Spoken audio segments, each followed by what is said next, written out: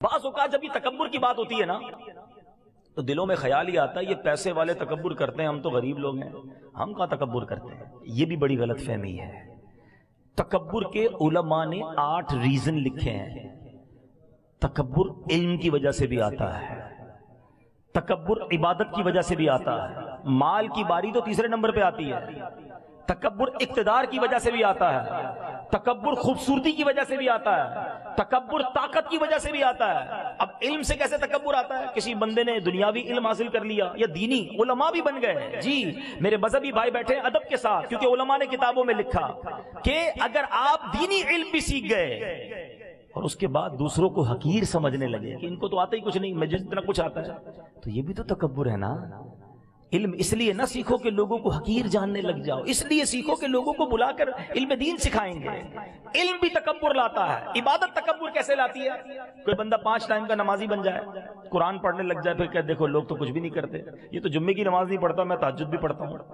تو یہی تو تکبر ہے کہ آپ نماز پڑھ کے دوسروں کو حقیر سمجھنے لگے۔ کیا پتہ اس کی کون سی نیکی اللہ کو پسند آ جائے، کسی کو حقیر نہیں سمجھنا ہے۔ ایک بار سفیان ثوری رحمت اللہ تعالی علیہ اپنے بیٹے کے ساتھ ایک سفر پر جا رہے تھے، ایک سرائے خانے پر رکے، دونوں باپ بیٹے سو گئے، پورا قافلہ بھی تھا، سب سو گئے۔ تہجد میں باپ بیٹے اٹھے اور نماز تہجد ادا کی۔ بات بڑی کمال کی ہے، تہجد پڑھنے کے بعد بیٹا کہتا ہے ابا جان یہ کیسے لوگ ہیں، سارے سوئے ہوئے، کوئی نہیں اٹھا تہجد کے لیے۔ والد صاحب نے جو بیٹے کو جملہ کہا نا، اللہ کرے دل میں اتر جائے، کہتے بیٹا تو بھی سویا رہتا تو بہتر ہی تھا۔ آئی سمجھ میں بات؟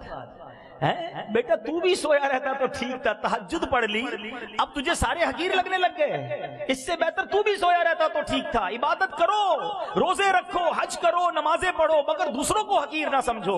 مجھے کیا معلوم میری ساری عبادتیں کہیں منہ پہ نہ مار دی جائیں۔ ڈرتے رہو اللہ جو کیا قبول کر لے۔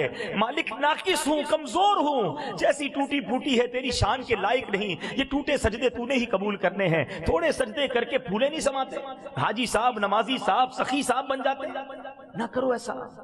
صلو علی الحبیب صلی اللہ تعالی علی محمد۔ مجھے اپنی اور ساری دنیا کے لوگوں کی اصلاح کی کوشش کرنی ہے۔